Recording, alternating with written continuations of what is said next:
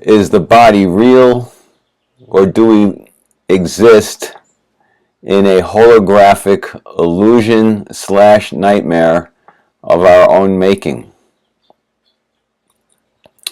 Yeah. Years ago, many years ago, I read a book called Autobiography of a Yogi by Paramahansa Yogananda, who I believe he was the founder of the Self-Realization Fellowship, a spiritual movement to help people achieve, I believe, enlightenment, inner peace, etc., whatever. So it's an incredible book. You really should check it out if you are at all interested in other possibilities as to why we're here and what we are. Are we a body or not? Are we mind? Are we consciousness? Are we spirit?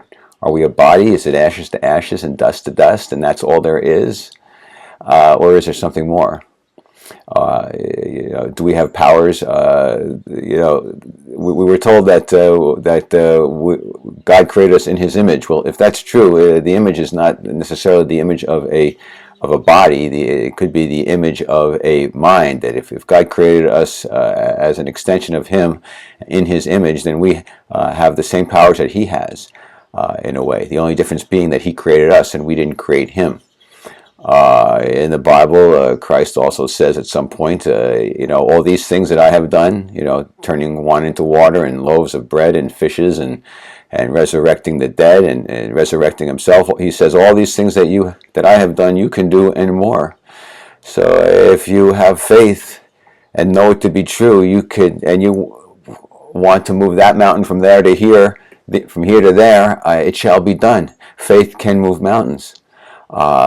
Believing is seeing. It's pretty amazing. So it's talked about a lot about the power of the mind, of spirit, to create, to heal, to manifest.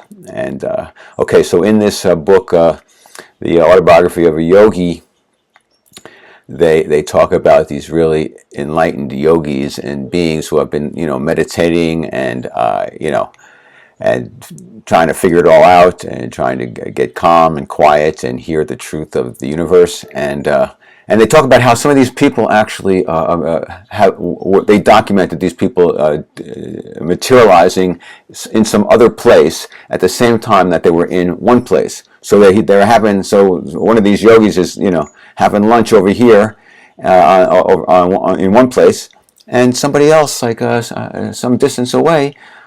He's there having lunch with them too, and so how does that work? And so they claim that that the body is just an idea. It's something that we invented, and that when you are at a very high level of consciousness, when you understand who you are and what your real power is, literally as a son of God, so to speak, that that you can materialize, dematerialize the body, rematerialize the body across time and space. Time and space does not exist. It is not real. And okay, if you believe that, now, if you believe that they wrote this into the book in order to, sell more books, more power to you. But sure, skeptics galore, go for it. But here's another angle on this. Okay, so Yogananda, they talk about materializing, dematerializing the body. Well, again, Jesus Christ talked about it. Well, he didn't really talk about it, he demonstrated it. Okay, so point being, when you look at his story, right? His story, history, he had a message of unconditional love, acceptance, and forgiveness. Turn the other cheek, love ye one another, love your enemies as your friends, love everybody. Not basically non-violence and non-cooperation with violence, etc. So he was preaching, stop fighting, stop being angry, stop judging each other, love ye one another. And the masses of people, they didn't want that. They don't want to love everybody. They wanted to be angry and attack and see differences and take, and defeat others. And they want war, they want aggression, they want chaos, they want violence, just like we all want it now. That hasn't changed. Okay, so they shot the messenger, or better put, they crucified the messenger. They didn't like the message of unconditional love and forgiveness and compassion and acceptance and generosity. They didn't like that message. They didn't want that message to be spread to other people, so they shot the messenger. They crucified the messenger. Okay, so what does Christ do? What does the messenger do? 3 days later, they call it a resurrection. He reappeared. His body reappeared. But what really happened was he rematerialized his body. He proved the point that we are not bodies, that the body is just a shell, a mask, something that we wear for a period of time, but that we are eternal spirit. When they had crucified him and destroyed his body, they didn't destroy him. He's the eternal spirit, and he was in the eternal spiritual plane. And 3 days later, he said, "You know what? Now I got to show them the whole point of this is that your ego can be strong, and with your ego, you can try to destroy everything and kill everything and hate everything. But guess what? You can't." Because we are eternal spirit, and the body isn't real. And just to prove it to you, here you go. And he shows up 3 days later in his exact same body. No stigmata on his hands, nothing. His perfect body, back in shape, back in business. Point being, to the people, you are not a body. You are free. You are not limited by the body. The body is just your handiwork. And so now you could say that that's a big story that the Catholic Church or other people decide to put in there for whatever reason. And there's a lot of stuff that may not make any sense now when we look at it. But I think it's a pretty powerful statement. If it is true that he existed and he did show up 3 days later, then that is most likely the point he was trying to make. And if that point is valid, that we are, that we have basically invented this world, and we have invented bodies, and we have invented, if we've invented bodies, then we've invented pain, suffering, disease, aging, and death.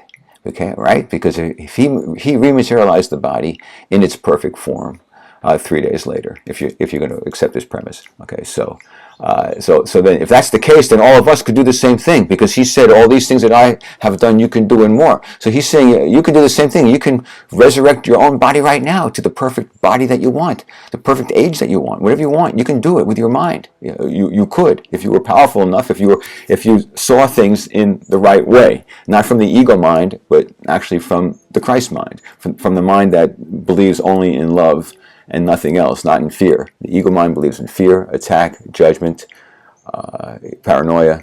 The Christ mind, the love mind, the God mind believes in peace, love, harmony, and that heaven, and that's all there is. Okay, so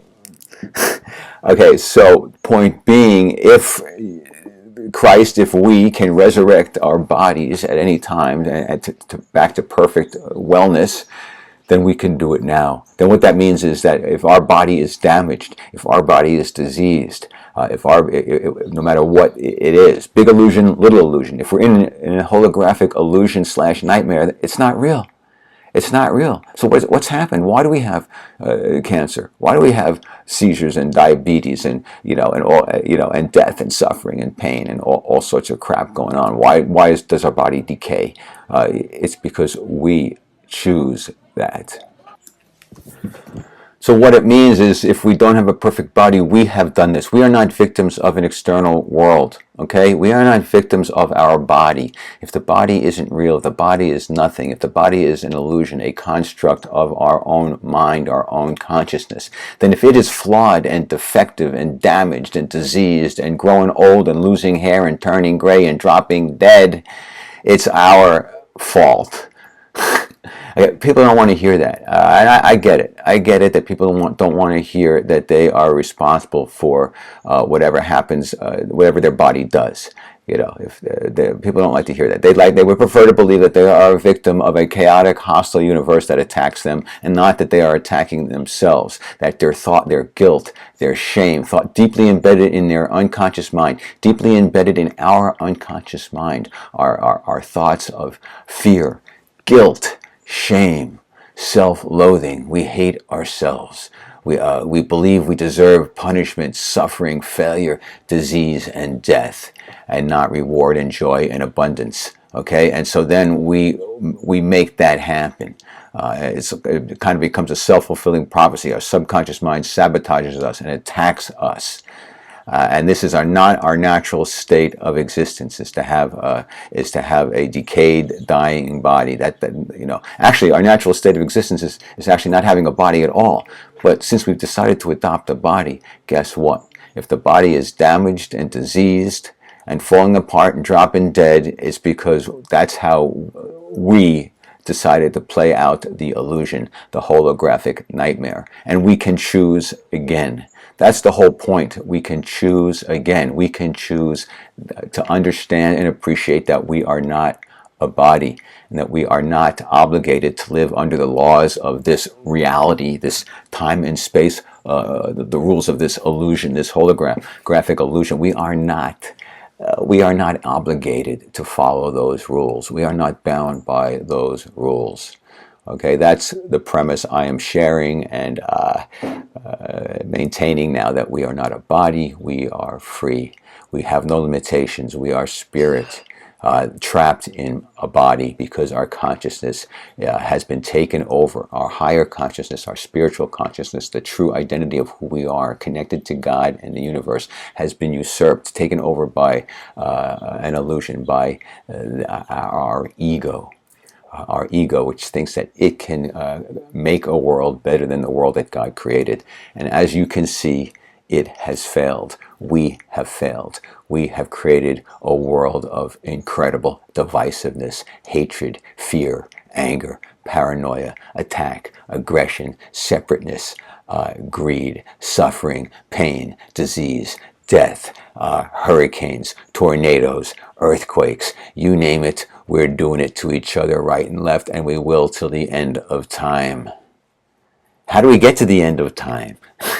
Yeah, we get to the end of time by turning the other cheek, by seeing the Christ in others despite how they're behaving, by seeing the good in others, the God in others, despite how they're behaving. Unconditional forgiveness, acceptance, and love, when each of us can hold that in our heart and mind and appreciate that even though we look to be separate bodies, we are all part of the same cloth. We are all part of the oneness of the universe. Call it God, Mother Nature, Gaia, whatever you want to call it. We are all one. We are all each other. We are all connected. We all have a responsibility to every single soul to cooperate and get along and heal and help, because we are all part of one cloth. And we have to get that. We have to unify, and we have to cooperate, and we have to love ye one another. That's how we escape from this illusion, this holographic nightmare of disease, suffering, pain, and death. That's our real happiness.